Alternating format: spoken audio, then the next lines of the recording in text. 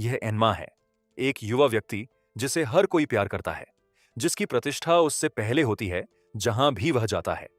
वह एक तलवारबाजी दल का नेता है और उसका जीवन उत्तम चल रहा है। एक सामान्य दिन में अपने दोस्तों के साथ प्रशिक्षण समाप्त करने और अपने सभी दायित्वों को पूरा करने के बाद वह घर चला जाता है। वहां खड़े खड़े अचानक उसके आसपास का माहौल अजीब तरीके से बदलने लगता है। हर जगह कोहरा फैला हुआ है, फिर भी युवक को कुछ भी असामान्य नजर नहीं आता।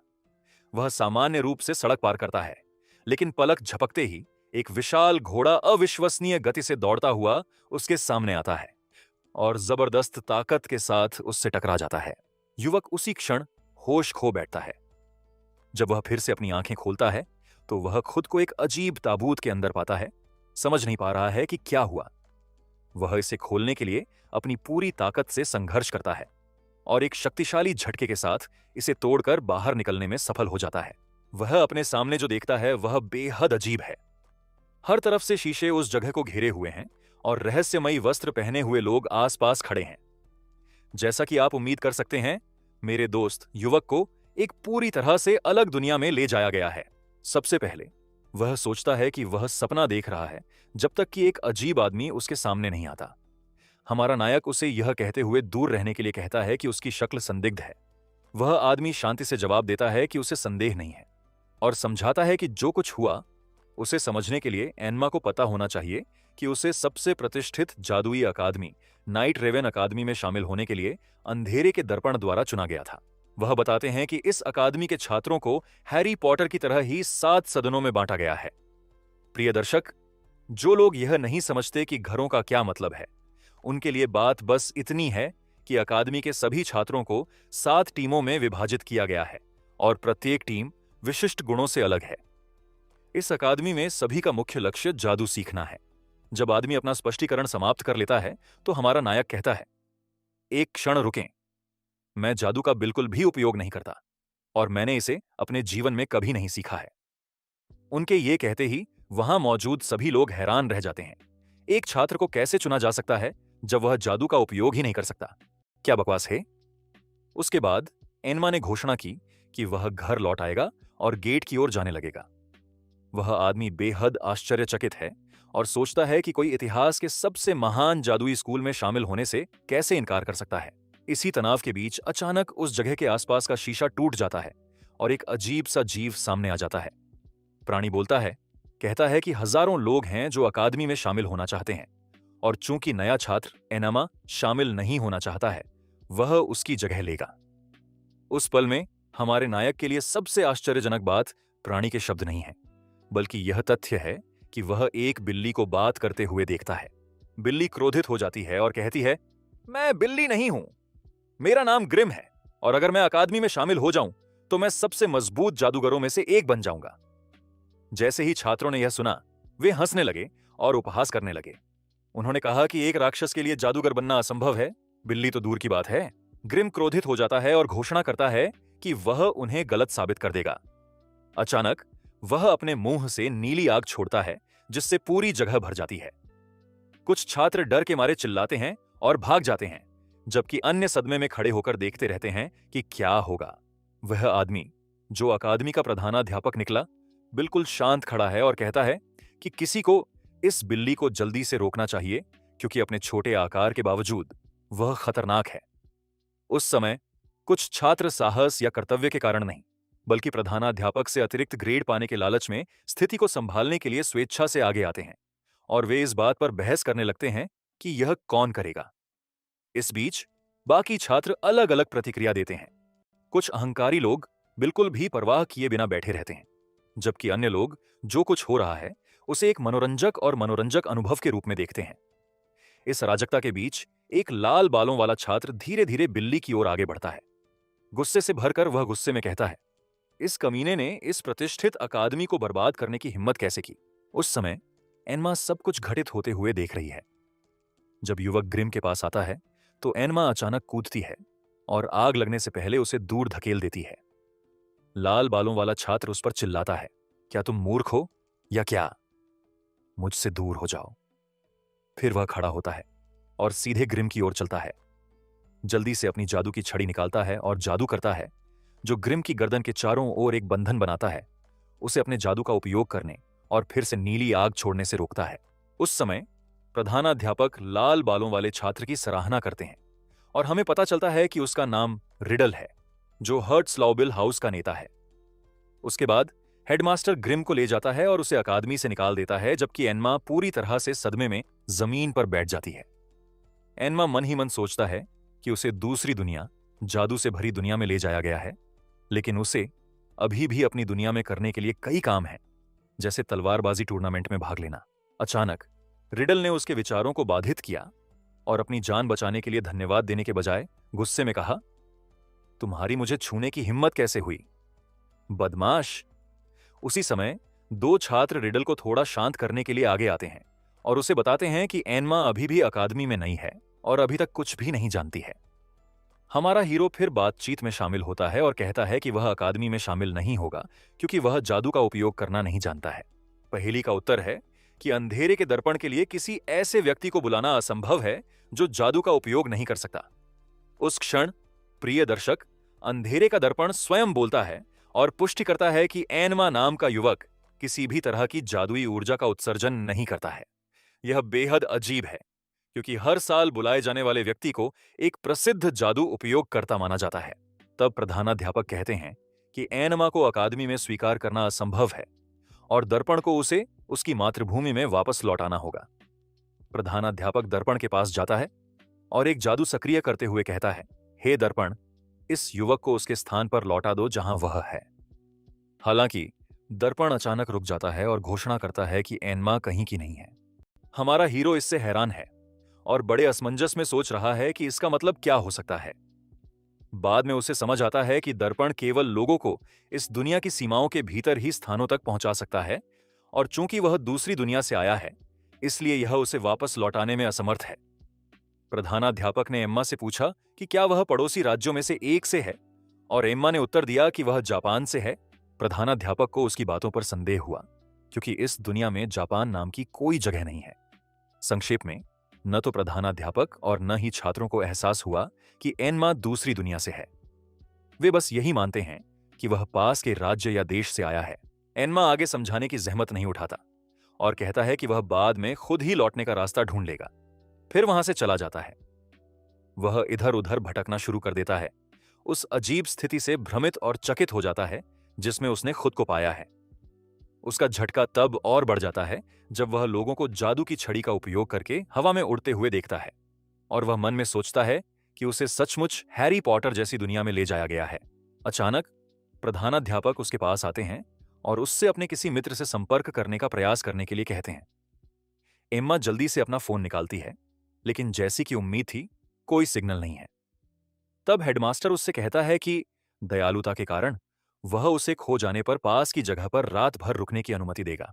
वह उसे अकादमी के बगल में एक परित्यक्त घर में ले जाता है। यह घर सीधे तौर पर किसी डरावनी फिल्म जैसा दिखता है, लेकिन कम से कम यह रहने लायक तो है। फिर तो और भी बड़ा झटका लगता है। जैसे ही एनमा को पता चला कि घर में भूतों का साया है, प्रधानाध्यापक ने उसे बताया कि ये भूत वहां रहते हैं और उसे डराने की कोशिश करते हैं, लेकिन उनके प्रयास बेकार हैं। इसके विपरीत एनमा उत्साहित और खुश महसूस करता है क्योंकि वह अब सुपर हीरो की कहानियों की तरह ही भूतों को देख सकता है। इसके बाद हेडमास्टर उससे कहते हैं कि वह उन्हें इस जगह पर रहने की इजाजत दे देंगे, लेकिन बदले में एनमा को सफाई और आयोजन जैसे कुछ कार्य करने होंगे। बदले में उसे वहां रहने और अपनी दुनिया में लौटने के तरीके पर शोध करने के लिए अकादमी की लाइब्रेरी तक पहुंचने की अनुमति दी जाएगी। एनमा इस प्रस्ताव से खुश है और बिना किसी हिचकिचाहट के इसे स्वीकार कर लेती है। प्रधानाध्यापक द्वारा उसे घर दिखाने के बाद वह चला जाता है। फिर एम्मा बिस्तर पर चली जाती है, सो जाती है और दिन वहीं खत्म हो जाता है। अगली सुबह एनमा एक बाल्टी लेकर उस स्थान पर जाता है जिसे उसे साफ करने के लिए सौंपा गया था, लेकिन वहां अजीब आकृतियों की मूर्तियों की उपस्थिति से चौंक जाता है जिन्हें वह नहीं पहचानता है, लेकिन हम दर्शक उन्हें बहुत अच्छे से जानते हैं।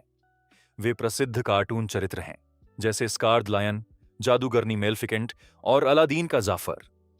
संक्षेप में, क्लासिक एनिमेटेड कार्टून के 7 प्रसिद्ध खलनायक हैं और अकादमी के भीतर 7 घर हैं।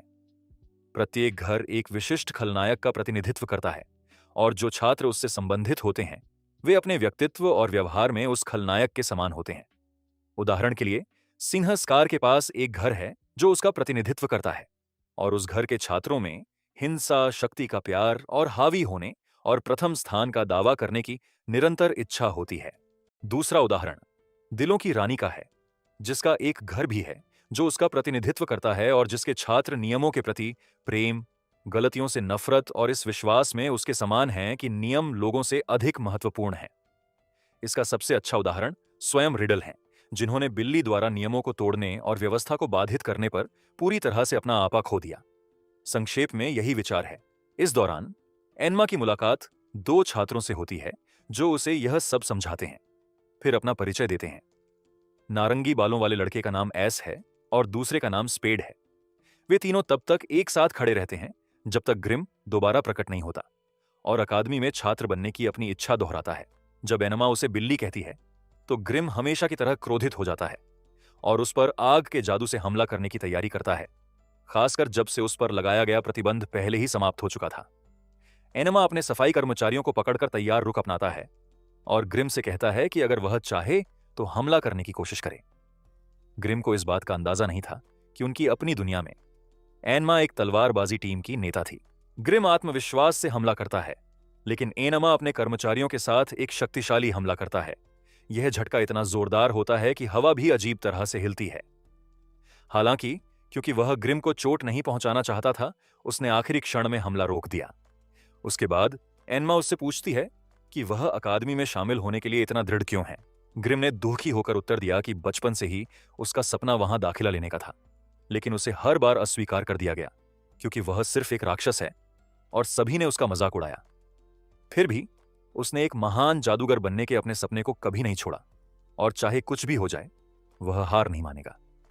ग्रिम के शब्द एनमा को गहराई से प्रभावित करते हैं क्योंकि उसे तलवारबाजी टीम के अपने एक दोस्त की याद आती है जिसने अपनी शारीरिक कमजोरी के कारण मजाक उड़ाए जाने के बाद कुछ ऐसा ही कहा था। इसके बाद एनमा ग्रिम को अपने सपने का पीछा करते रहने के लिए कहती है और उसे छोड़ देती है।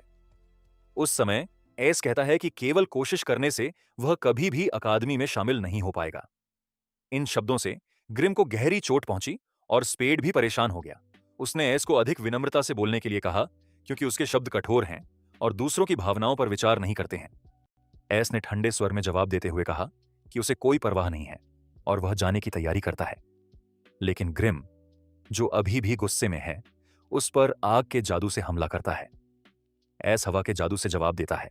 एनमा और स्पेड लड़ाई को रोकने की कोशिश करते हैं, लेकिन सफलता नहीं मिलने पर संघर्ष तब तक जारी रहता है जब तक एस जमीन पर नहीं गिर जाता है और ग्रिन उस पल का फायदा उठाकर उस पर आग का एक शक्तिशाली विस्फोट शुरू कर देता है। एस बमुश्किल इसे रोक पाता है, लेकिन आग की लपटें फिर से बढ़ती हैं और दिलों की राजकुमारी की मूर्ति पर हमला करती हैं, जिससे वह जल जाती है। इसे एक सच्ची आपदा माना जाता है क्योंकि ये आंकड़े अकादमी के महत्वपूर्ण प्रतीक माने जाते हैं। इस बीच ग्रिम घटनास्थल से भाग गया, जबकि तीन युवक सदमे में खड़े थे। उन्हें समझ नहीं आ रहा था कि क्या किया जाए। अचानक प्रधानाध्यापक स्वयं आ जाते हैं और देखते हैं कि क्या हुआ है। वह अत्यधिक क्रोधित हो जाता है और उन सभी को निष्कासित करने का निर्णय लेते हुए घोषणा करता है कि जो कुछ हुआ वह अक्षम्य है। स्पेड स्तब्ध है, विश्वास नहीं कर पा रहा है कि दुनिया के सबसे महान जादुई स्कूल में शामिल होने के बाद उसे इतनी जल्दी निष्कासित कर दिया जाएगा। स्पेड ने हेडमास्टर से फैसले को रद्द करने का अनुरोध किया और कुछ भी करने का वादा किया, यह कहते हुए कि अगर वह निष्कासित होकर लौटा तो उसकी मां उसे कभी माफ नहीं करेगी। उस समय प्रधानाध्यापक उन्हें एक आखिरी मौका देने का फैसला करते हैं। वह उन्हें बताता है कि मुख्य हॉल में रोशनी हाल ही में मंद हो गई है क्योंकि उन्हें आपूर्ति करने वाले जादुई पत्थर की शक्ति कम हो रही है और उन्हें जितनी जल्दी हो सके एक प्रतिस्थापन पत्थर लाना होगा। स्पेड तुरंत सहमत हो जाता है और तीनों मिशन पर निकल पड़ते हैं, एस और स्पेड निष्कासन से बचने के लिए, और एनमा ताकि उसे पुस्तकालय तक पहुंच की अनुमति मिलती रहे। जैसे जैसे घटनाएं अधिक तीव्र होती जाती हैं, रिडल को पता चलता है कि क्या हुआ है। वह प्रधानाध्यापक से अनुमति मांगता है और ज्वालामुखी फूटने की तरह गुस्से में निकल जाता है और प्रतिज्ञा करता है कि जिसने भी नियम तोड़ने का साहस किया उसे दंडित करेगा, चाहे कोई भी कीमत चुकानी पड़े। दूसरी ओर हमारे नायक अपने सामने एक झोपड़ी देखते हैं और कुछ उपयोगी पाने की उम्मीद में उसकी ओर बढ़ते हैं। दुर्भाग्य से झोपड़ी पूरी तरह से खाली हो गई है और इसमें कोई भी अंदर नहीं है। और उपयोग के लिए कुछ भी नहीं है। इसके बाद लड़कों को पता चलता है कि पास में ही एक खदान है जहां जादुई पत्थर मिलने की संभावना है। स्पेड वहां जाने का सुझाव देता है, लेकिन एस उसे चेतावनी देता है कि वह जगह बेहद अंधेरी होगी। उसी समय उनकी नजर एक मोमबत्ती पर पड़ती है और वे उसका उपयोग करने का निर्णय लेते हैं। लेकिन समस्या यह है कि इसे जलाया कैसे जाए। एनमा जादू का उपयोग करने का सुझाव देता है, लेकिन एस और स्पेड उसे बताते हैं कि उनकी जादुई ऊर्जा पहले ही समाप्त हो चुकी है और अग्नि जादू का उपयोग करना आसान नहीं है। अचानक ग्रिम प्रकट होता है और उनके लिए मोमबत्ती जलाता है, जिससे पता चलता है कि वह पूरे समय उनका पीछा कर रहा था, क्योंकि वह अपनी शक्ति बढ़ाने के लिए एक शक्तिशाली जादुई पत्थर की खोज कर रहा था। समूह उसे अपने साथ खदान में ले जाने का निर्णय लेता है। रास्ते में ग्रिम अहंकारपूर्ण व्यवहार करता है और दावा करता है कि वे उसके अनुयायी हैं और वह नेता है, इसलिए उसे सबसे आगे रहना चाहिए। जब वे खदान के प्रवेश द्वार पर पहुंचते हैं तो उनका सारा अहंकार पूरी तरह से गायब हो जाता है। जैसे ही वह इसके भयावह रूप से भयभीत हो जाता है, समूह खदान में प्रवेश करता है और जादुई पत्थर की खोज शुरू कर देता है। कुछ ही मिनट बीते थे कि उन्हें एक अजीब आवाज सुनाई दी। जैसा कि अपेक्षित था, चीजें सुचारू रूप से नहीं चल रही हैं। वे हवा में उड़ती हुई गंदगी देखते हैं और उन्हें एहसास होता है कि खदान के अंदर कोई बहुत बड़ी चीज घूम रही है। बिना किसी हिचकिचाहट के वे एक चट्टान के पीछे छिप जाते हैं और एनामा मोमबत्ती बुझा देती है। एक विशाल अजीब राक्षस प्रकट होता है जो बिना किसी कारण के चिल्ला रहा है। इसकी आवाज बेहद डरावनी है। जब तक राक्षस दूर नहीं चला जाता, तब तक चारों अत्यधिक भय में छिपे रहते हैं। उस समय ग्रिम लगभग छींकता है और आवाज करता है और हर कोई जल्दी से उसका मुंह पकड़ लेता है ताकि वह अपनी स्थिति को उजागर न कर सके। स्पेड का कहना है कि वह राक्षस से लड़ेगा क्योंकि संभवतः उसके पास जादुई पत्थर है। एस और एनमा ने कड़ी आपत्ति जताते हुए पूछा कि क्या उसका दिमाग खराब हो गया है, लेकिन उसने जवाब दिया कि चाहे कुछ भी हो जाए, वह खुद को अकादमी से निष्कासित नहीं होने देगा और वह कभी हार नहीं मानेगा। कुदाल राक्षस की ओर बढ़ती है, जो उसे देखते ही उस पर हमला कर देता है। कुदाल बाल बाल बच जाती है और उसे एहसास होता है कि राक्षस की ताकत बहुत बड़ी है, लेकिन उसकी गति धीमी है। वह इस कमजोरी का फायदा उठाने की कोशिश करता है और अपनी पूरी ताकत से हमला करता है। उस पर वार करने में कामयाब होता है। हालांकि राक्षस अप्रभावित है और यह स्पष्ट हो जाता है कि उसका शरीर गैस से बना है और वह स्पेड को अपने अंदर निगलने की भी कोशिश करता है। कुदाल बमुश्किल बच पाता है। उस पल में राक्षस तेज और शक्तिशाली हमले शुरू कर देता है। कुदाल उन्हें कुशलता से चकमा देती है, लेकिन राक्षसों में से एक के हमले के कारण चट्टानें उस पर गिरती हैं, जिससे वह मलबे के नीचे दब जाता है। एनमा और एस हैरान हैं। बिना किसी हिचकिचाहट के एनमा अपने दोस्त को अंतिम झटका लगने से पहले बचाने के लिए कूद पड़ता है। उसके बाद एस और ग्रिम आते हैं। एनमा राक्षस का ध्यान भटकाता है, जो अचानक उस पर हमला कर देता है, जिससे वह स्थिर हो जाता है। अनिश्चित हो जाता है कि क्या किया जाए, जब तक कि एस हस्तक्षेप नहीं करता और पवन जादू का उपयोग करके उसे बचाता है। जहां तक ग्रिम की बात है, वह सीधे अग्नि जादू से राक्षस पर हमला करता है, लेकिन राक्षस अप्रभावित रहता है। इसके बजाय उसकी शक्ति बढ़ जाती है और उसके हमले और भी अधिक हिंसक हो जाते हैं। एनमा इस पर ध्यान नहीं देती है और स्पेड को सुरक्षित पाकर उसकी जांच करने के लिए दौड़ती है। शुक्र है, अचानक उन्हें जादुई पत्थर दिख गया। कुदाल ने खुशी जताते हुए कहा कि अब निष्कासन नहीं होगा। उसी समय राक्षस भी पत्थर को देखता है और उन पर हमला करता है, उन्हें उस तक पहुंचने से रोकने की कोशिश करता है। एनमा स्पेड उठाती है और पूरी गति से दौड़ती है। एस और ग्रिम उसके पीछे चलते हैं, अपने और राक्षस के बीच दूरी बनाते हैं। स्पेड इससे लड़ने के लिए वापस जाने का सुझाव देता है, लेकिन एस दृढ़ता से इसका विरोध करता है। एनमा फिर आगे आती है और उन्हें बताती है कि उन्हें वापस जाने की जरूरत है, लेकिन इस बार एक ठोस योजना के साथ, एक टीम के रूप में, क्योंकि अगर वे एक साथ काम करेंगे तो राक्षस को हराना आसान होगा। एस और स्पेड ने पहले तो अपने तनाव के कारण इस विचार को अस्वीकार कर दिया, इसलिए एनमा ने उन्हें बताया कि अकादमी से निष्कासन उनका भाग्य होगा। उस समय दोनों बेहद चिंतित हो जाते हैं और अंततः सहयोग करने का निर्णय लेते हैं। योजना शुरू होती है। एनमा राक्षस को फुसलाकर गुफा से बाहर ले जाती है और जैसे ही वह बाहर निकलता है, एस हवा के जादू का उपयोग करके शक्तिशाली हमलों से उस पर हमला करता है। हालांकि राक्षस अप्रभावित है। एस कई बार हमला करता है, जवाबी हमलों से बाल बाल बचता है, जब तक कि वह एक शक्तिशाली बवंडर के साथ राक्षस को भ्रमित करने में कामयाब नहीं हो जाता। इसके बाद एनमा ग्रिम को इसमें शामिल होने का आदेश देती है। ग्रिम ने अपनी लपटों को बवंडर में लॉन्च किया, जिससे यह एक विशाल आग बवंडर में बदल गया। उसके बाद स्पेड इसमें शामिल हो जाता है और अपने जादू को सक्रिय करता है, विशाल धातुओं को बुलाता है जिसके साथ वह राक्षस पर हमला करता है। एक के बाद एक वार जारी रहते हैं और राक्षस ढहने लगता है। फिर वे एक निर्णायक तीन तरफा हमला करते हैं जो इसे पूरी तरह से नष्ट कर देता है। चारों अपनी सफलता का जश्न मनाते हैं और पुष्टि करते हैं कि इसका श्रेय एन्मा के मार्गदर्शन को जाता है, लेकिन वह विनम्रतापूर्वक जवाब देता है कि वे एक टीम हैं। जैसे ही वे जादुई पत्थर की खोज करने की तैयारी करते हैं, राक्षस अचानक बोलता है और घोषणा करता है कि वह किसी को भी अपना पत्थर नहीं ले जाने देगा, जिससे पता चलता है कि वह अभी भी जीवित है। राक्षस अचानक उठता है और ऐस को लगभग खत्म कर देता है, लेकिन सौभाग्य से रिडल आखिरी क्षण में पहुंचता है और तेज आग के हमले से इसे पूरी तरह से नष्ट कर देता है। ऐस खुश होता है और बचाए जाने पर आश्चर्य व्यक्त करता है, लेकिन रिडल गुस्से में जवाब देता है, सवाल करता है कि उसे नियम तोड़ने वालों को क्यों बचाना चाहिए। वह इस बात पर जोर देता है कि नियम तोड़ना अक्षम्य है और वह उन्हें कड़ी सजा देगा। यहां तक कि एक कमजोर राक्षस को हराने में इतना समय लगाने के लिए उनका मजाक भी उड़ाएगा। चूंकि रिडल हार्टलोब्यूल हाउस का लीडर है, जिससे एस और स्पेड संबंधित हैं, और चूंकि यह घर शासन प्रेमी दिलों की रानी का प्रतिनिधित्व करता है, इसलिए उसकी सख्ती अपेक्षित है। रिडल एस और स्पेड को ले जाने का आदेश देता है और चिल्लाते हुए उन्हें खींच लिया जाता है। चूंकि एन्मा असहाय खड़ा है, कुछ भी करने में असमर्थ है, एन्मा उसे अकादमी में वापस करने और अपने दोस्तों को निष्कासन से बचाने के लिए जादुई पत्थर निकालने के लिए आगे बढ़ता है। ग्रिम पत्थर उठाने की कोशिश करता है, लेकिन एन्मा उसे रोक देती है। ग्रिम बताते हैं कि उन्होंने अपनी जादुई ऊर्जा समाप्त कर ली है और केवल अपनी ताकत वापस पाने की उम्मीद कर रहे हैं, लेकिन एन्मा ने उन्हें पत्थर देने से इनकार कर दिया। उस पल में ग्रिम को एक मजबूत जादुई ऊर्जा की गंध आती है और वह बाहर भागता है। उसे पता चलता है कि यह राक्षस के अवशेषों से आ रही है। वह इसे निगल जाता है, भारी जादुई शक्ति प्राप्त करता है और अत्यधिक आनंद महसूस करता है। एनमा और ग्रिम अकादमी में लौटते हैं और एनमा जादुई पत्थर प्रधानाध्यापक को सौंप देती है, जो उनकी सफलता से हैरान हो जाता है।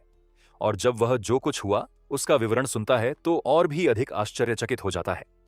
प्रधानाध्यापक बताते हैं कि अधिकांश छात्र पूरी तरह से अपनी जादुई शक्ति पर भरोसा करते हैं और उन्हें सहयोग करना मुश्किल लगता है, लेकिन एन्मा एस और स्पेड को एक साथ लाने और एक टीम के रूप में काम करने में कामयाब रही, जो दुर्लभ है। प्रधानाध्यापक एन्मा की उत्कृष्टता को स्वीकार करते हैं और उसे ग्रिम के साथ भागीदार के रूप में अकादमी में नामांकित करने का निर्णय लेते हैं। एन्मा अपनी बुद्धि और बुद्धि से और ग्रिम अपनी जादुई ऊर्जा से प्रत्येक एक दूसरे के पूरक हैं।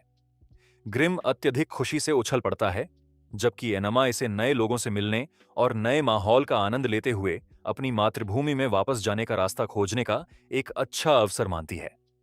हेडमास्टर ग्रिम को एक जादुई बैज लगाता है, आधिकारिक तौर पर नाइट रेवेन अकादमी में उसके नामांकन की पुष्टि करता है और एन्मा को एक जादुई कैमरा देता है जो उसे कई तरह से मदद करेगा। उस पल में ग्रिम उत्साह से उछल पड़ता है और खुशी हमारे नायक एनम्मा से भर जाती है। इन सभी घटनाओं के बाद एनम्मा घर पर सोने के लिए लौट आती है और ग्रिम भी उसके साथ जाता है और स्थायी रूप से वहीं बसने लगता है। इससे पहले कि एनम्मा अपनी आंखें बंद कर सके, दरवाजे पर दस्तक हुई। वह यह देखने के लिए उठता है कि यह कौन है। ये एस निकला, जो कहता है कि वह उस स्थान पर कभी नहीं लौटेगा जहां रिडल है। वह प्रवेश करता है और एन्मा के साथ बैठता है और उसे बताता है कि क्या हुआ था। वह बताते हैं कि रिडल की सजा के बाद चीजें सुचारू रूप से चल रही थीं, लेकिन इससे पहले वह भूखा उठा, रेफ्रिजरेटर खोला और उसे एक स्वादिष्ट दिखने वाला केक मिला। विरोध करने में असमर्थ उसने एक टुकड़ा लिया और खा लिया, यह सोचकर कि कोई नोटिस नहीं करेगा। हालांकि आश्चर्य की बात यह है कि रिडल भयानक अभिव्यक्ति के साथ उसके पीछे खड़ा था। एस सदमे में जमीन पर गिर पड़ा। रिडल ने तब कहा कि केक उसका था और उसने इसे विशेष रूप से खरीदा था क्योंकि वह इसकी लालसा कर रहा था, और एस ने जो किया वह अस्वीकार्य था। रिडल ने फिर एस पर जादू कर दिया। उसकी गर्दन के चारों ओर एक कॉलर लगा दिया जो उसे जादू का उपयोग करने से रोकता है। इसके बाद एस वहां से निकल गया और एन्मा आ गया। जब एन्मा ने कहानी सुनी तो उसने एस से कहा कि इस बार वह गलत है, क्योंकि बिना अनुमति के किसी और की चीज लेना चोरी है और उसे रिडल से माफी मांगनी होगी। एस पहले तो मना कर देता है, लेकिन एन्मा उस पर तेज चुभने वाली नजर डालती है और एस अंततः इस शर्त पर सहमत हो जाता है कि एन्मा अगले दिन उसके साथ जाएगी। एन्मा को कोई आपत्ति नहीं है। फिर तीनों अपने सोने की जगह पर चले जाते हैं। चूंकि एस उस रात घर में रह रहा है, इसलिए उसे लिविंग रूम के अलावा सोने के लिए कोई जगह नहीं मिलती। इसलिए वह वहीं सोता है, जबकि एनमा और ग्रिम ऊपर के कमरे में सोते हैं। और क्या आपको लगता है, प्रिय दर्शक, कि एस को कोई आराम मिलेगा? बिल्कुल नहीं। भूत रात भर बिना किसी दया के उसे पीड़ा देते हैं। अगली सुबह एस खटखट की आवाज से जाग जाता है। जब वह दरवाजा खोलता है तो उसे स्पेड मिलता है, जो कहता है कि उसे उम्मीद थी कि वह यहां मिलेगा। उन्होंने आगे कहा कि कल जो हुआ उसकी खबर फैल गई है, और 3 अन्य छात्रों के साथ भी ऐसा ही हुआ, क्योंकि वे कक्षा में देर से आए थे। एस उस पल चिंतित हो जाता है और माफी मांगने से डरता है, लेकिन एनमा पहले ही जाग चुकी है और उसके पीछे खड़ी है। उसे आश्वस्त करती है कि डरने की कोई जरूरत नहीं है और उसे माफी मांगनी चाहिए। फिर वह एस का हाथ पकड़ता है और उसे सीधे अकादमी की ओर ले जाता है। जहां तक ग्रिम की बात है, हमेशा की तरह वह उस स्थान में प्रवेश करता है और इससे पूरी तरह आश्चर्यचकित हो जाता है। उन्होंने देखा कि अकादमी में कई जादुई द्वार हैं। स्पेड ने एनमा को समझाया कि प्रत्येक द्वार एक विशिष्ट घर की ओर जाता है। उदाहरण के लिए, लाल गेट हर्ट्सला बीले घर की ओर जाता है।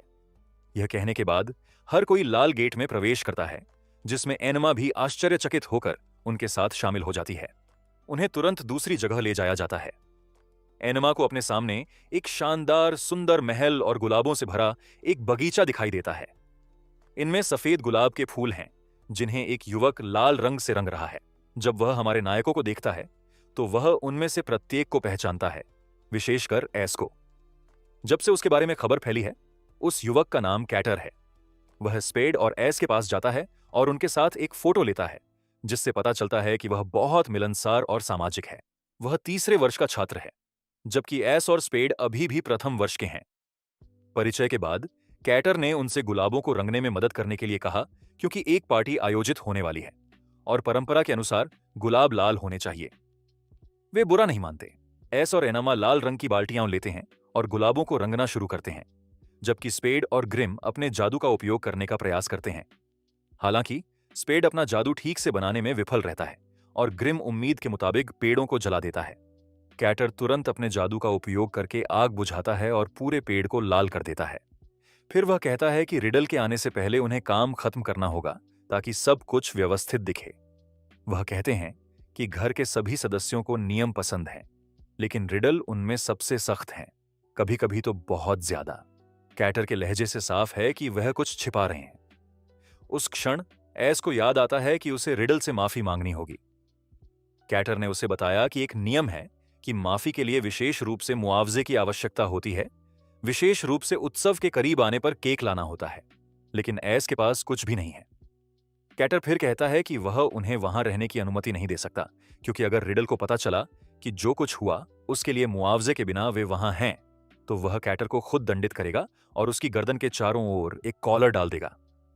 एस कैटर को मनाने की कोशिश करता है, लेकिन बिना चर्चा के कैटर कई दोहराव का जादू चला देता है। उसकी कई प्रतियाएं सामने आती हैं और उन्हें बाहर जाने के लिए मजबूर करती हैं, और उनसे कहती हैं कि वह उन्हें केवल तभी अंदर आने देंगे जब वे केक लाएंगे। एनमा इस अजीब जादू से आश्चर्यचकित है, क्योंकि उसने अपने जीवन में ऐसा कुछ कभी नहीं देखा है। उसके बाद कक्षाओं का समय और स्कूल के दिन की शुरुआत होती है। चूंकि एनमा अब एक आधिकारिक सदस्य बन गई है, स्पेड ने उससे उसकी कक्षा के बारे में पूछा और उन्हें पता चला कि वे चारों एक ही कक्षा में हैं। कैसा संयोग है! वे अपने स्कूल के दिन की शुरुआत करने के लिए एक साथ जाते हैं। पहली कक्षा जादू टोना करने वाली है, जिसकी देखरेख प्रोफेसर डिविस करते हैं, जो कुछ हद तक सनकी दिखाई देते हैं। पहली कक्षा समाप्त होने के बाद दूसरी कक्षा प्रोफेसर ट्रेन के अधीन शुरू होती है, जो अपनी बिल्ली के साथ आती है। वह सख्त हैं और उन्हें बताते हैं कि उनके ग्रेड केवल परीक्षा पर निर्भर नहीं करते हैं, बल्कि कक्षा में उनके व्यवहार पर भी प्रभाव पड़ेगा। जहां तक तीसरी कक्षा की बात है, यह मांसपेशियों से बंधे प्रशिक्षक एस्टन के साथ एक शारीरिक शिक्षा कक्षा है, जो उन्हें एक के बाद एक बेहद कठिन प्रशिक्षण देते हैं, जब तक कि वे गिरने की कगार पर न पहुंच जाएं, एनमा को छोड़कर, जो इसे आसानी से संभाल लेती है क्योंकि वह अपनी दुनिया में तलवारबाजी का अभ्यास करता था। उसके बाद आखिरकार भोजन का समय आ गया। छात्र डाइनिंग हॉल की ओर जाते हैं, जहां हर तरह का स्वादिष्ट भोजन होता है। आप बड़ी मात्रा में और बहुत ही आकर्षक दृश्य की कल्पना कर सकते हैं। हमारा प्रत्येक नायक वह सब कुछ लेता है जो वह चाहता है, यहां तक कि ग्रिम भी, और एनमा उसकी देखभाल करती है और उसकी देखभाल करती है। जैसे ही वे अपनी सीटों की ओर जा रहे होते हैं, कैटर उन्हें देखता है और उन्हें बुलाता है। उन्होंने पहले जो किया उसके डर से वे उससे बचने की कोशिश करते हैं, लेकिन वह आता है और उन्हें बिना बहस किए अपने साथ बैठने के लिए मजबूर करता है। वहां भी हमारी मुलाकात क्लोवर नामक तीसरे वर्ष के एक अन्य छात्र से होती है। वह दूसरों से परिचित होता है और फिर वे सभी एक साथ बैठकर खाना खाते हैं और बातें करते हैं। एनमा पूछती है कि क्या सभी सात घर इतने आलीशान हैं, और क्लोवर जवाब देता है कि यह सच है। वह बताते हैं कि अंधेरे का दर्पण वह है जो यह तय करता है कि प्रत्येक छात्र अपने गुणों के आधार पर किस घर का है। फिर क्लोवर प्रत्येक घर के बारे में त्वरित जानकारी देना शुरू करता है। उनका कहना है कि 7 घर हैं। पहला है हार्ट्सलेब्यूल और इसके सदस्य नियमों के प्रति बेहद समर्पित हैं। दूसरा है सवानाक्ला और इसके सदस्य खेल और मार्शल आर्ट में उत्कृष्ट हैं। तीसरा ऑक्टाविनेल है और इसके निवासी असाधारण बुद्धिमत्ता और शानदार चालाकी से प्रतिष्ठित हैं। चौथा स्केरबिया है और इसके सदस्य भविष्यवाणी करने में कुशल हैं कि क्या होगा। पांचवां पॉमेफियर है और इसके सदस्य मंत्र और शाप देने में उत्कृष्ट हैं। छठा है इग्निहाइड और इसके छात्र जादुई ऊर्जा और प्रौद्योगिकी की इंजीनियरिंग में उत्कृष्ट हैं, लेकिन वे अलग थलग और मिलनसार नहीं हैं। और सातवां और अंतिम है डायसोमनिया और इसके सदस्य लगभग हर चीज में श्रेष्ठ हैं। क्लोवर ने बोलना समाप्त करने के बाद हॉल में डायसोमनिया छात्रों के एक समूह की ओर इशारा किया। एस ने देखा कि एक बच्चा उनके साथ बैठा है और क्लोवर समझाने वाला है, लेकिन वो स्टूडेंट जिसका नाम लुकास है अचानक एक पल में उनके पास आ जाता है, जैसे कि उसने टेलीपोर्ट किया हो। वह उन्हें बताता है कि वह तीसरे वर्ष का है, यानी उनसे बड़ा है, और वे घूरने के बजाय उससे पूछ सकते थे। वह यह भी पुष्टि करता है कि डायसोमनिया के सदस्य हमेशा सहयोगी होते हैं, लेकिन स्पेड ने नोटिस किया कि लुका के दोस्त गुस्से में दिखते हैं और बिल्कुल भी सहयोगी नहीं लगते हैं। लुका एस को कुछ कैंडी देता है, फिर अचानक अपने दोस्तों के बीच अपनी सीट पर लौट आता है। एनमा और अन्य लोग आश्चर्यचकित हैं, क्योंकि वे बहुत धीमी आवाज में बोल रहे थे और क्योंकि लुका टेलीपोर्ट कर सकता है। इस बीच कैटर का कहना है कि डायसोमनिया में बहुत खास लोग हैं, जैसे कि घर का नेता, जिसके बारे में अफवाह है कि वह दुनिया के 5 सबसे मजबूत जादूगरों में से एक है और जिसका हस्ताक्षर मंत्र बेहद शक्तिशाली है। एनमा आश्चर्यचकित है, इसलिए क्लोवर बताते हैं कि प्रत्येक व्यक्ति के पास एक अद्वितीय हस्ताक्षर मंत्र होता है। कैटर का जादू एकाधिक दोहराव वाला है और रिडल का जादू वह कॉलर है जो किसी को सीमित समय के लिए जादू का उपयोग करने से रोकता है।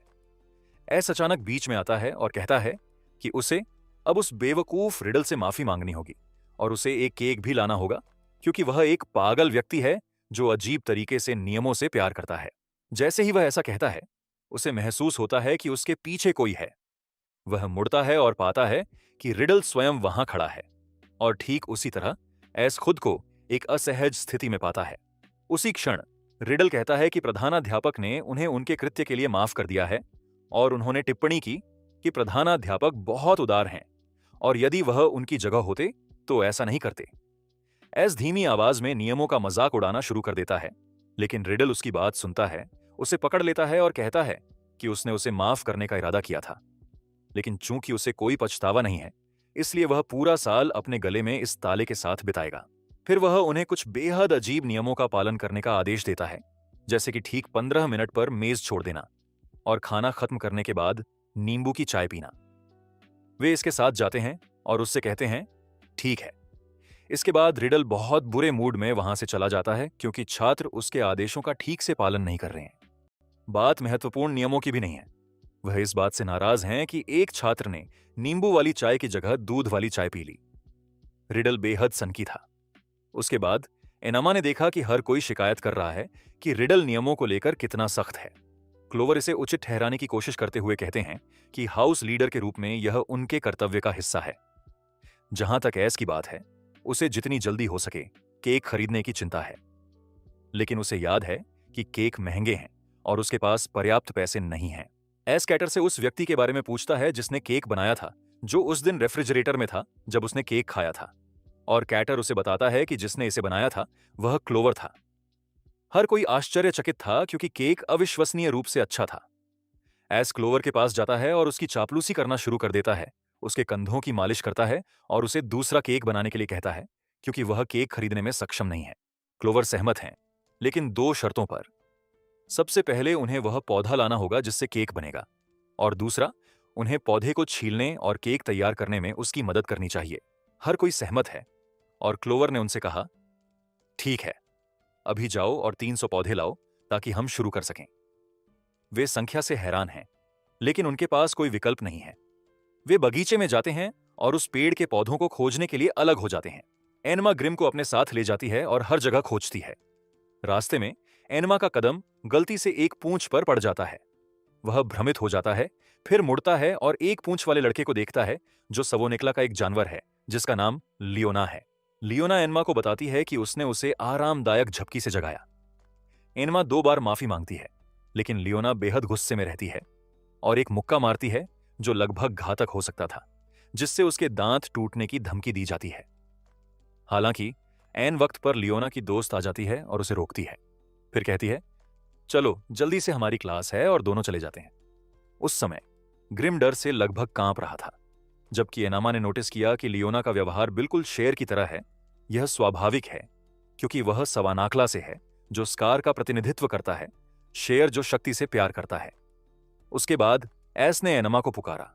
आखिरकार उन्हें वह पौधा मिल गया जिसकी उन्हें जरूरत थी। वे इसकी एक बड़ी मात्रा इकट्ठा करते हैं और इसे क्लोवर के साथ रसोई में ले जाते हैं, जो उन्हें बताता है कि मात्रा उपयुक्त है और इसे तैयार करने का समय आ गया है। वे पौधे को उबालने से शुरू करते हैं, फिर उसे छीलते हैं, फिर उसे दूध और चीनी के साथ उबालते हैं। इसके बाद इसे छानकर इसमें थोड़ा सा मक्खन मिला दिया जाता है। जब वे काम करते हैं तो क्लोवर उन्हें निर्देश देता रहता है और उनके साथ मजाक करता रहता है, जिससे माहौल खुशनुमा हो जाता है। अंत में केवल कुछ सरल कदम ही शेष रह जाते हैं, लेकिन उन्हें पता चलता है कि क्रीम खत्म हो गई है। क्लोवर ने स्पेड से क्रीम, अंडे और अन्य जैसी गायब सामग्री की एक सूची लिखने के लिए कहा। स्पेड, एनेमा और ग्रिम उन्हें लेने के लिए स्कूल स्टोर में जाते हैं। वे दुकानदार से अपनी जरूरत की हर चीज मांगते हैं, फिर रसोई में लौट जाते हैं। चलते समय स्पेड इस बारे में बात करता है कि कैसे वह अपनी मां के लिए इस तरह के बैग ले जाने का आदी है, क्योंकि वह घर में एकमात्र आदमी है। उसकी मां के पास उसके अलावा कोई संतान नहीं है और उसके पिता की मृत्यु हो चुकी है। एनमा उसे बताती है कि इसका मतलब है कि वह अपनी मां से बहुत प्यार करता है, और स्पेड जवाब देता है कि वह वास्तव में ऐसा करता है। अचानक कोई उनसे टकराता है और स्पेड को जमीन पर गिरा देता है। कुदाल तेजी से बैग की ओर मुड़ता है और पाता है कि जिस सबसे बुरी चीज का उसे डर था वह हो चुकी है। सारे अंडे टूट गए हैं।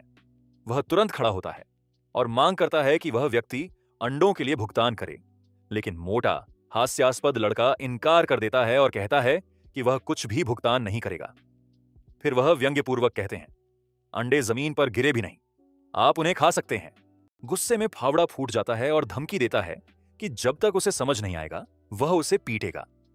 मोटा लड़का निडरता से जवाब देता है और हमला करना शुरू कर देता है, लेकिन स्पेड ने उसके प्रहार को तुरंत रोक दिया और उसके चेहरे पर इतना जोरदार मुक्का मारा कि वह गिर गया।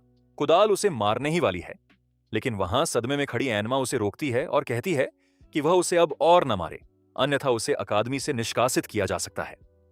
कुदाल खुद को नियंत्रित करता है, जबकि वह लड़का डर के मारे कांपते हुए भाग जाता है। एनमा स्पेड से बात करती है और स्पेड स्वीकार करता है कि उसने अपना आपा पूरी तरह से खो दिया है, और जब उसे गुस्सा आता है तो वह खुद से नफरत करता है, क्योंकि वह पहले जैसी स्थिति में वापस नहीं लौटना चाहता है। एनमा को समझ नहीं आता है, इसीलिए स्पेड अपनी कहानी बताना शुरू करता है। उनका कहना है कि मिडिल स्कूल में वह उन उपद्रवियों में से एक थे जो कक्षाओं में तोड़फोड़ करते थे और पाठ छोड़ देते थे। वह अपने बाल रंगता था, खाली समय में बुरे लोगों के साथ घूमता था और यहां तक कि उन लोगों का भी अपमान करता था जिनके पास कोई जादू नहीं था। एक दिन वह देर से घर आया और उसने अपनी मां को उसकी दादी से बात करते हुए रोते हुए कहा, मुझे नहीं पता कि इस लड़के का पालन पोषण करने में मुझसे कहां गलती हो गई। वह भ्रष्ट और असफल है। क्या समस्या यह है कि उसके पिता मर चुके हैं। उसकी आंखें भर आईं।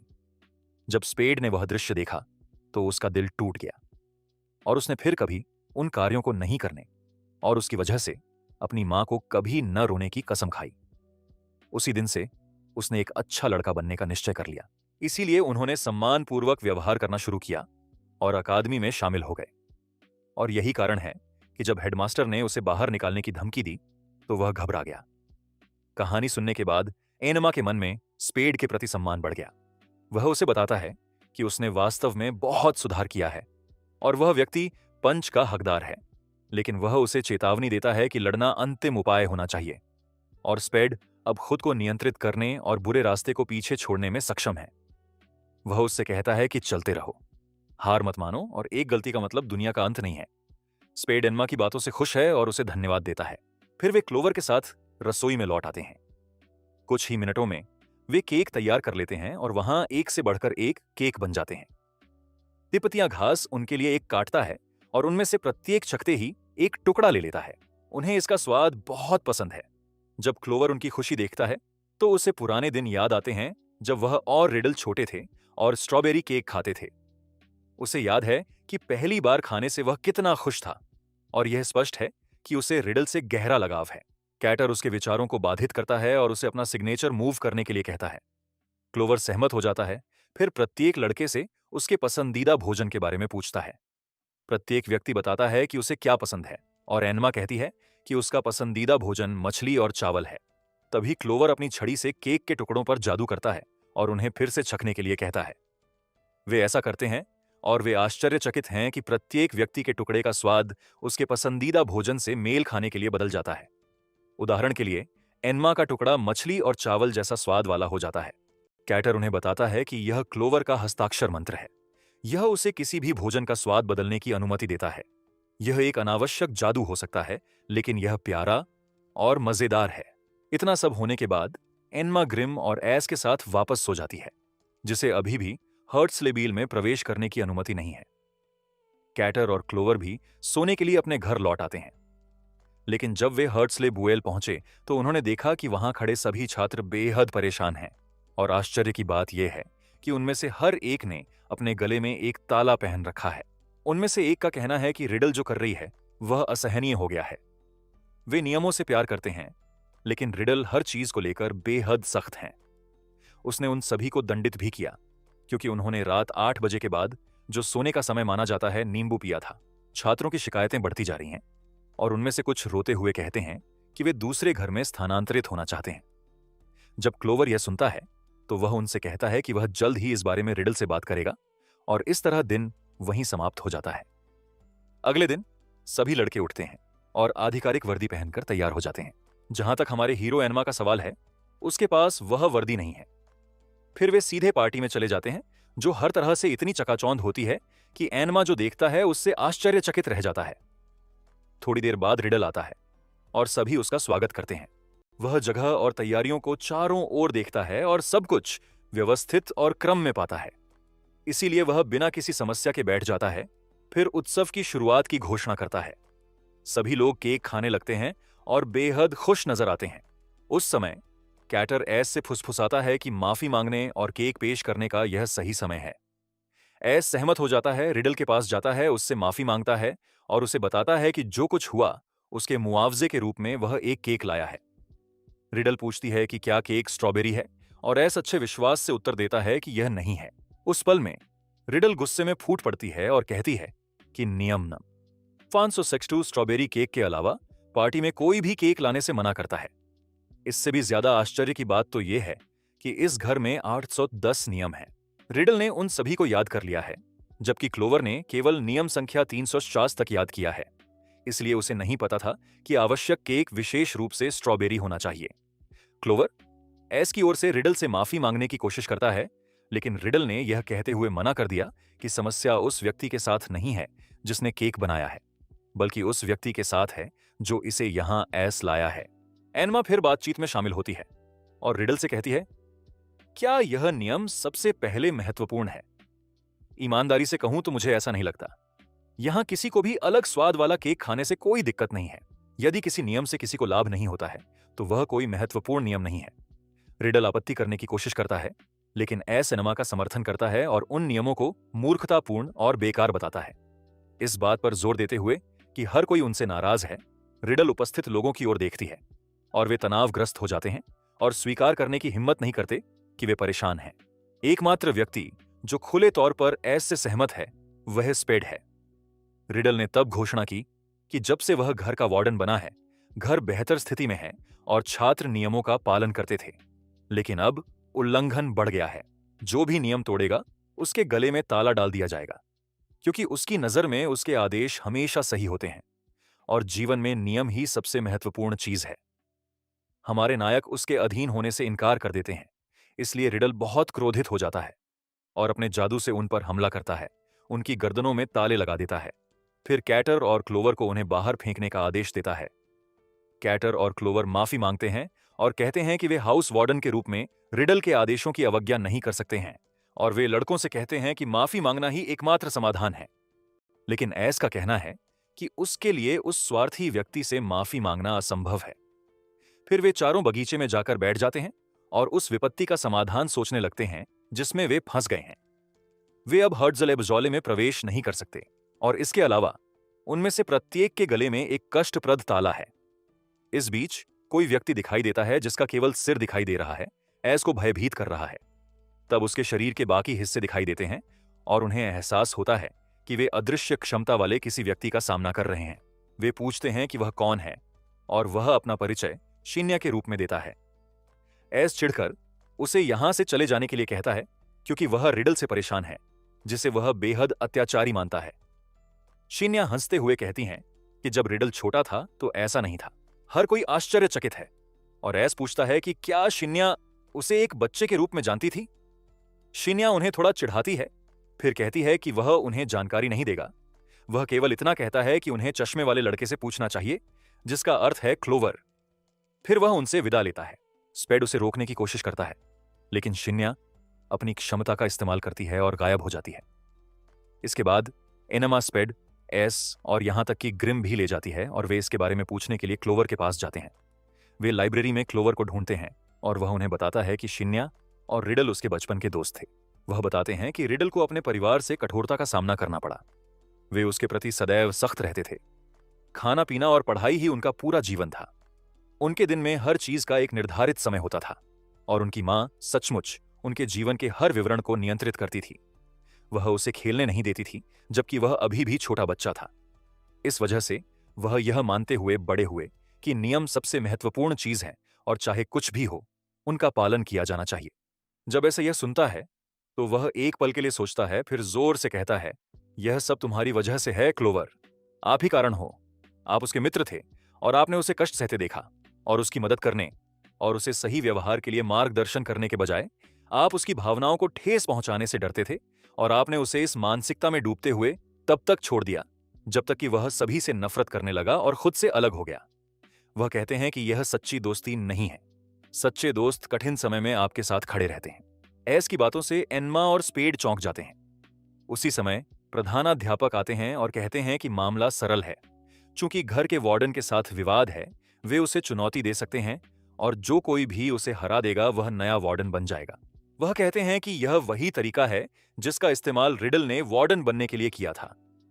एस को यह विचार बहुत पसंद आया, और उसने कहा कि वह जीतेगा और नया वार्डन बनेगा। वह अपनी जीत के दृश्य की कल्पना करने लगता है, मानो रिडल उससे माफी मांग रहा हो और उसे सर एस कह रहा हो। स्पेड ने यह भी निर्णय लिया कि वह रिडल को चुनौती देगा।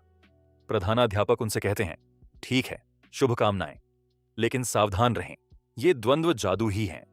दोनों आश्चर्यचकित हैं, क्योंकि वे किसी भी हथियार का उपयोग नहीं कर पाएंगे। इसका मतलब है कि वे पूरे घर में सबसे मजबूत जादूगर का सामना करेंगे, जो कि जादू में सबसे अच्छा है। क्लोवर असमंजस में डूबा हुआ बैठा सब कुछ सुन रहा है। वह रिडल को ठेस पहुंचाना या शर्मिंदा नहीं करना चाहता, और उसे उसकी चिंता है। फिर भी साथ ही उनका मानना है कि रिडल का व्यवहार गलत है। तो क्या उन्हें उनके खिलाफ खड़ा होना चाहिए या चुप रहना चाहिए? हर बात पर सहमत होने के बाद लड़के थोड़ा आराम करने के लिए एनमा के घर लौट आते हैं। अगले दिन वे बगीचे में जाते हैं जहां द्वंद्व होगा। परिणाम की आशा में सभी छात्र एकत्रित होते हैं। एनमा स्पेड को हेलमेट पहनाती है, फिर दूर खड़ी होकर उनका उत्साह बढ़ाती है। प्रधानाध्यापक ने रिडल से ताले हटाने के लिए कहा, ताकि चुनौती देने वाले जादू का उपयोग कर सकें और द्वंद्व निष्पक्ष हो सके। रिडल ऐसा ही करता है, फिर कहता है, चिंता मत करो, एक बार जब मैं तुम्हें हरा दूंगा तो मैं उन्हें फिर से तुम्हारे गले में डाल दूंगा। एस ने उसे उकसाते हुए कहा, हमें दिखाओ कि तुम्हारे पास क्या है। प्रधानाध्यापक ने घोषणा की कि दर्पण टूटते ही द्वंद्व शुरू हो जाएगा।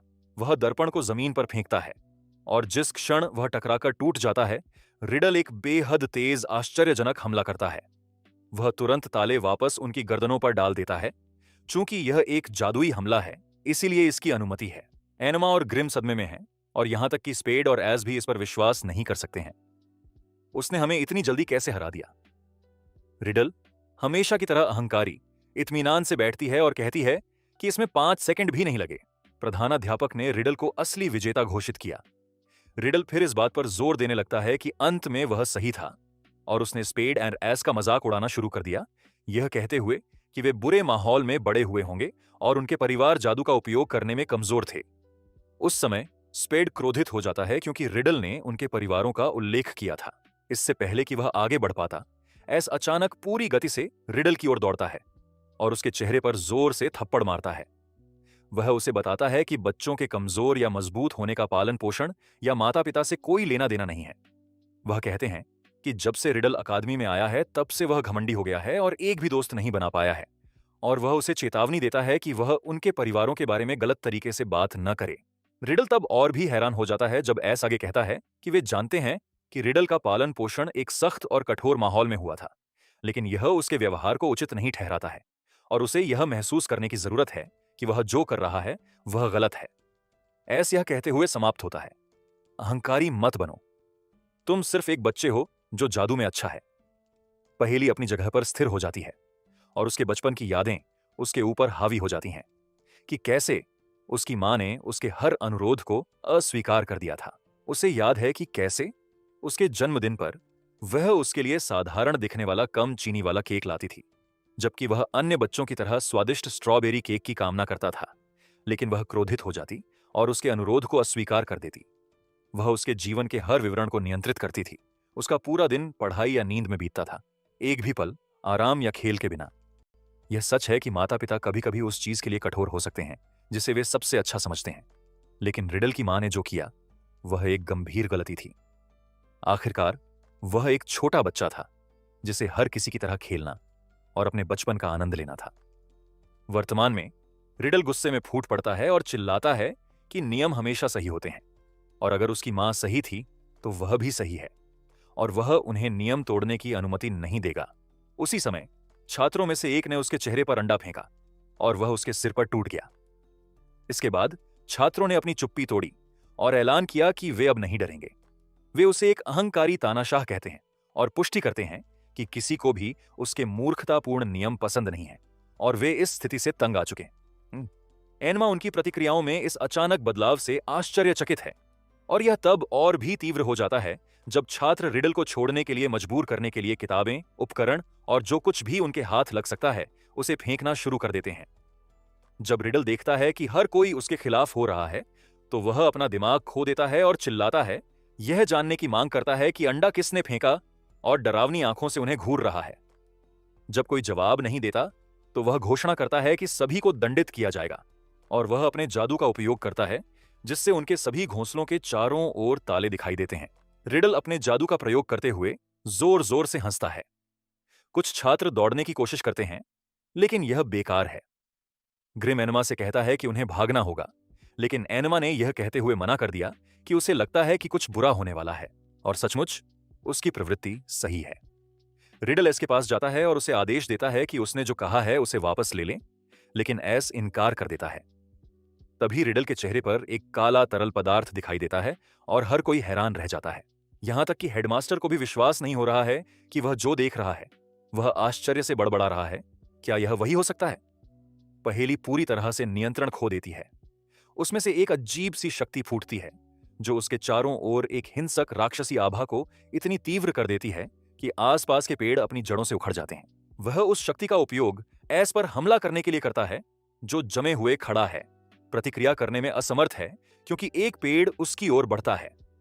अंतिम क्षण में क्लोवर अपने जादू का उपयोग करके हस्तक्षेप करता है जिससे पेड़ बिखरे हुए पत्तों में बदल जाता है। एक ही सेकंड में हमारे नायकों के गले से ताले गायब हो जाते हैं। यह पता चला है कि क्लोवर के पास एक पौराणिक क्षमता है जो उसे किसी के भी जादू को थोड़े समय के लिए रोकने की अनुमति देती है। यह क्षमता उसके हस्ताक्षर मंत्र से प्राप्त होती है। क्लोवर रिडल के चेहरे को देखता है और जब वे पहली बार मिले थे तो बचपन की यादें ताजा हो गईं। उसे याद है कि कैसे वह और शिन्या एक दिन टहल रहे थे, तभी उन्होंने एक बच्चे को खिड़की से बाहर देखते हुए देखा और उन्होंने जिज्ञासावश उसे देखा। जब रिडल ने उन्हें सुना तो उसने खिड़की खोल दी। उन्होंने अपना परिचय दिया और उसे अपने साथ खेलने के लिए आमंत्रित किया। पहले तो वह झिनका, फिर मान गया। तीनों ने पूरा दिन खेलने और आनंद लेने, दौड़ने, गेंद खेलने, पेड़ों पर चढ़ने में बिताया। जब वे एक पेड़ के ऊपर बैठे तो रिडल ने उनसे कहा कि काश वह स्ट्रॉबेरी केक का स्वाद चख पाता। क्लोवर ने उसे बताया कि उसके माता पिता के पास बेकरी है और उसने केक खाने का सुझाव दिया। रिडल खुश हो गई और उनके साथ चली गई। वहां क्लोवर के माता पिता ने उसे अब तक का सबसे सुंदर स्ट्रॉबेरी केक परोसा। रिडल ने इसका स्वाद चखा। उसकी इंद्रियां अभिभूत हो गईं और उसके चेहरे पर एक गंभीर आनंदमय मुस्कान उभर आई। एक मुस्कान जो आज तक क्लोवर की स्मृति में अंकित है। वर्तमान में रिडल को विश्वास नहीं हो रहा है कि क्लोवर एस के पक्ष में खड़ा है और वह उस पर विश्वासघात का आरोप लगाता है।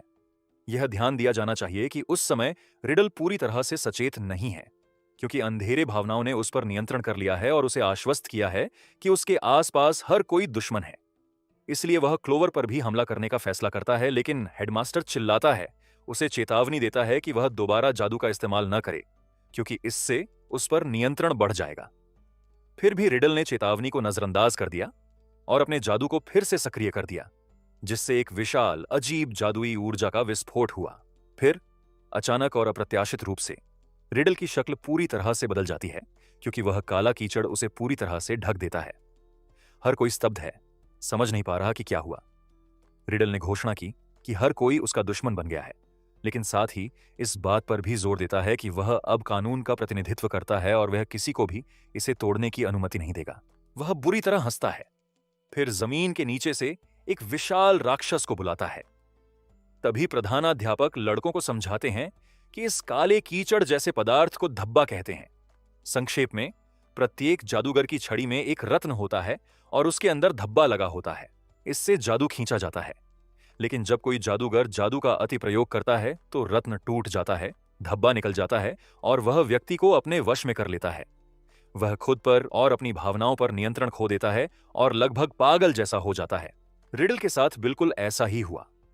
समय पर हस्तक्षेप न करने के लिए प्रधानाध्यापक स्वयं को दोषी मानते हैं। जब हमारे नायकों को सच्चाई समझ में आती है कि क्या हो रहा है तो वे रिडल के लिए बहुत चिंतित हो जाते हैं। हालात तब और खराब हो जाते हैं जब हेडमास्टर कहते हैं कि अगर हालात ऐसे ही रहे तो रिडल को अपनी जान से हाथ धोना पड़ सकता है। एस को गहरा सदमा लगा है, लेकिन उसी क्षण रिडल ने तेजी से कुचलने वाले हमले से उन्हें आश्चर्यचकित कर दिया। हालांकि पलक झपकते ही हेडमास्टर एक ढाल जादू कर देता है और हमले को रोक देता है, और इतना शक्तिशाली हमला करता है कि उनके चारों ओर की जमीन उड़ जाती है। रिडल भयानक हंसी हंसता है और कहता है कि वह हर चीज को नियंत्रित करेगा और जो कोई भी उसे चुनौती देगा उसका मरना तय है। फिर वह 5 सेकंड से भी कम समय में दूसरा हमला करता है। पेड़ों को हथियार के रूप में इस्तेमाल करते हुए प्रधानाध्यापक कुछ हमलों को रोकता है, लेकिन वह उन सभी को नहीं रोक पाता है और कुछ छात्र घायल हो जाते हैं। पहेली यहीं नहीं रुकती, वह अपने हमले जारी रखता है, जिससे प्रधानाध्यापक को ढाल को फिर से सक्रिय करने के लिए मजबूर होना पड़ता है। प्रधानाध्यापक सभी को तुरंत भागने का आदेश देता है, लेकिन कोई नहीं भागता, क्योंकि सभी ने रिडल का सामना करने का फैसला किया है और उसे उन्हें हराने या मरने नहीं दिया है। जब हेडमास्टर की जादुई ऊर्जा फीकी पड़ जाती है और ढाल बंद हो जाती है तो लड़के अचानक रिडल पर दौड़ पड़ते हैं। एस ने हवा के जादू का उपयोग करके हमला शुरू किया, उसके बाद स्पेड ने, फिर ग्रिम ने हमारे हीरो एनावा की मदद से, लेकिन उनके हमलों का रिडल पर कोई असर नहीं होता। इसके बजाय वह उन्हें कैटर की ओर पुनर्निर्देशित करता है, जो अंतिम सेकंड में दूर चला जाता है। वह उन्हें तुरंत भागने के लिए चिल्लाता है, लेकिन वे नहीं मानते। जहां तक क्लोवर की बात है, रिडल के साथ उसकी सारी यादें ताजा हो जाती हैं और वह खुद से कहता है कि भागना और अपने बचपन के दोस्त को मरने के लिए छोड़ना असंभव है। उसने हमेशा उसके साथ कठोर व्यवहार होते देखा और कभी भी उसकी मदद नहीं की, और उसे लगता है कि अब सही काम करने का समय आ गया है। इस बीच रिडल काले जादुई तीर चलाता है। एस उन्हें रोकता है, लेकिन वे खुद को नया आकार देते हैं और ताकत से जमीन पर पटक देते हैं। जमीन को छूते ही वे पिघल जाते हैं और काला पदार्थ चारों ओर फैल जाता है। रिडल फिर तीरों की दूसरी बौछार करता है और हर कोई बमुश्किल उनसे बच पाता है, जबकि एनमा अपनी लकड़ी की तलवार से उन्हें तोड़ देती है। ग्रिम तीरों से घिर जाता है और एनमा उसे बचा लेती है, लेकिन ब्लॉट उसके शरीर पर कब्जा करना शुरू कर देता है, जब तक कि क्लोवर अपने पौराणिक जादू के साथ हस्तक्षेप नहीं करता और उसे रोक नहीं देता। रिडल क्रोधित हो जाता है और एक और तीर चलाता है जो लगभग स्पेड को मारता है, लेकिन कैटर अचानक आगे आता है और उसकी जगह वार कर देता है। तीर उसके शरीर को छेद देता है और वह मर जाता है। हालांकि यह झटका जल्द ही आश्चर्य में बदल जाता है जब यह स्पष्ट हो जाता है कि जो गिरा वह केवल एक प्रति थी जिसे कैटर ने अपने हस्ताक्षर मंत्र का उपयोग किया था। वह और क्लोवर रिडल की ओर बढ़े जो उन पर तीरों से हमला करता है। क्लोवर अपने जादू से उन्हें बोले रोकता है और कैटर अपने डुप्लीकेट का उपयोग करके उन्हें नष्ट कर देता है। लड़ाई कुछ समय तक इसी तरह जारी रहती है जब तक कि हर कोई एस, स्पेड, ग्रिम और एनमा में शामिल नहीं हो जाता। वे प्रभावशाली समन्वित तरीके से लड़ते हुए तीरों को चकनाचूर करने के लिए मिलकर काम करते हैं। इसके बीच में एनमा ने नोटिस किया कि रिडल की एकाग्रता थोड़ी कमजोर होने लगी है। एनमा तुरंत हेलमेट पहनती है और अपनी पूरी ताकत से उस पर हमला करती है। रिडल नए तीर चलाता है, लेकिन एनमा ने अपनी दुनिया में सीखे गए तलवारबाजी कौशल का उपयोग करके आश्चर्यजनक निपुणता के साथ उन्हें चकमा दे दिया, जिससे हर कोई आश्चर्यचकित रह गया। जब रिडल तीरों की सघन बौछार छोड़ता है जिससे बचना असंभव हो जाता है, तो एनमा निर्णायक रूप से कार्य करता है और बेजोड़ सटीकता के साथ उन सभी को नष्ट कर देता है। रिडल स्तब्ध रह जाता है जब वह देखता है कि एनमा और भी करीब आ रही है, कुछ भी करने में असमर्थ है, जबकि स्पेड, एज और ग्रिम अपने हमलों से उसका समर्थन करते हैं। जब केवल कुछ सेंटीमीटर रह जाते हैं, तो एनमा हवा में छलांग लगाती है और एक निर्णायक प्रहार करती है जिससे राक्षस का सिर चकनाचूर हो जाता है और रिडल जमीन पर गिर जाता है। रिडल जो कुछ भी हुआ उसके बारे में सोचने लगता है। मन ही मन सोचने लगता है कि क्या वह सही था या नहीं। बचपन से ही उन्हें नियमों का आंख मूंद कर पालन करने के लिए पाला गया था, और जब भी वह खुद को और दूसरों को उनका पालन करने के लिए मजबूर करते थे तो उन्हें दर्द महसूस होता था। अब उसका कोई मित्र नहीं है और हर कोई उससे घृणा करता है। वह स्वयं को ऐसे देखता है मानो अपने बचपन को दूर से देख रहा हो। फिर वह जमीन पर गिर जाता है। अचानक एक चमकता हुआ दरवाजा उसके सामने आता है और वह किसी को उसे बुलाते हुए सुनता है। वह अपनी पूरी ताकत से उस तक पहुंचने की कोशिश करता है। उसकी आंखों से आंसू बहते रहते हैं जब तक कि उसका हाथ दरवाजे की ओर नहीं बढ़ जाता, लेकिन आखिरी क्षण में दूसरा हाथ उसे पकड़ लेता है। रिडल अपनी आंखें खोलता है और पाता है कि उसका हाथ पकड़ने वाला उसका बचपन का दोस्त क्लोवर है। वह उठने की कोशिश करता है, लेकिन क्लोवर उसे आराम करने के लिए कहता है। सभी को राहत है कि खतरा टल गया है। फिर रिडल टूटी हुई आवाज में बोलता है और कहता है कि वह एस द्वारा लाए गए केक का स्वाद चखना चाहता था और अब उसे नियमों की परवाह नहीं है। वह कहता है कि उसे वास्तव में रात में नींबू पीना पसंद है और वह चाहता है कि वह दूसरों के साथ बैठे, उनके साथ बात करे और उनके साथ खाना खाए। वह दुखी होकर कहते हैं कि वह क्लोवर और शिन्या के साथ खेलने में भी अधिक समय बिताना चाहते थे। एक मार्मिक दृश्य में रिडल एक बच्चे की तरह रोते हुए फूट फूट कर रोने लगती है। क्लोवर ने उससे कहा कि उसने जो कुछ भी किया वह गलत था और अब उसे माफी मांगनी चाहिए। रिडल खड़े होकर रोते हुए सभी से माफी मांगती है और सभी मुस्कुरा देते हैं, लेकिन एस ने उन्हें यह कहकर आश्चर्यचकित कर दिया कि वह उसे अपमान के लिए माफ नहीं करेगा। फिर माफी के लिए शर्त रखता है कि पार्टी फिर से आयोजित की जाए और रिडल खुद अपने हाथों से केक बनाए। रिडल तुरंत सहमत हो जाता है। हेडमास्टर ने घोषणा की कि समस्या अंततः हल हो गई है। फिर रिडल को उपचार के लिए अस्पताल ले जाता है, जिसमें क्लोवर भी उसके साथ होता है। हमारे 4 हीरो बचे हैं। इतना जादू करने के बाद ग्रिम को भूख लगती है। उसे किसी अच्छी चीज की गंध आती है और वह पाता है कि यह रिडल के राक्षस के अवशेषों से आ रही है, जो एक कांच जैसे जादुई रत्न में बदल गया है, और वह उसे तुरंत निगल जाता है। एनमा हमेशा की तरह उसे चेतावनी देती है, लेकिन ग्रिम उसे आश्वस्त करता है। कुदाल और इक्का उसे चिढ़ाते हैं और वे सभी हंसते हैं। कैटर उनकी ओर देखता है और धीरे से कहता है, धन्यवाद दोस्तों। जब वे उसकी ओर मुड़ते हैं तो वह दिखावा करता है कि उसने कुछ नहीं कहा। उसके बाद सभी लोग हुए नुकसान की मरम्मत करते हैं और जगह को दोबारा व्यवस्थित करते हैं। तो फिर से पार्टी आयोजित करने का समय आ गया है। सब कुछ तैयार है और रिडल का एक बार फिर स्वागत है, लेकिन इस बार वह कम सख्त हैं और धीरे धीरे अपने व्यक्तित्व को बदलने की कोशिश करते हैं। वह एक सफेद गुलाब का पेड़ देखता है जिसे नियमों के अनुसार लाल होना चाहिए था, और वह शांति से चलता है और उसे जादू से रंग देता है। छात्र आश्चर्यचकित हो जाते हैं और खुशी से उसका नाम पुकारते हैं। उसके बाद वह अपने द्वारा बनाया गया स्ट्रॉबेरी केक वाला एक डिब्बा निकालता है और एक ही समय में सभी को इसका स्वाद चखाता है। इसका स्वाद बेहद खराब है क्योंकि यह उनका पहला प्रयास है, लेकिन हर कोई हंसता है और रिडल और क्लोवर भी खुशी से हंसते हैं। एम्मा खुशी से यह दृश्य देखती है। वह जादुई कैमरा निकालता है जो प्रधानाध्यापक ने उसे दिया था और छात्रों के जश्न मनाते समय उनकी तस्वीरें लेना शुरू कर देता है। उनकी राय में सबसे अच्छी तस्वीर केक के सामने खड़े ग्रिम की थी। माहौल खुशियों से भर जाता है और शिन्या भी पार्टी में आती है और रिडल के साथ मजाक करती है। क्लोवर लड़कों को बताता है कि शिन्या नाइट रेवेन अकादमी से नहीं है, बल्कि प्रतिद्वंद्वी अकादमी रॉयल स्वॉर्ड से है, और दोनों अकादमियों ने अतीत में जादुई टूर्नामेंटों में एक साथ प्रतिस्पर्धा की थी। उन्होंने घोषणा की कि जल्द ही सातों सदनों के बीच तलवार प्रतियोगिता आयोजित की जाएगी। दूसरी ओर लियोना भी यह पुष्टि करते हुए दिखाई देती है कि प्रतियोगिताएं निकट आ रही हैं और वह उनके लिए बेहद उत्साहित है। संक्षेप में, यह केवल शुरुआत है और जो आने वाला है वह और भी बड़ा है।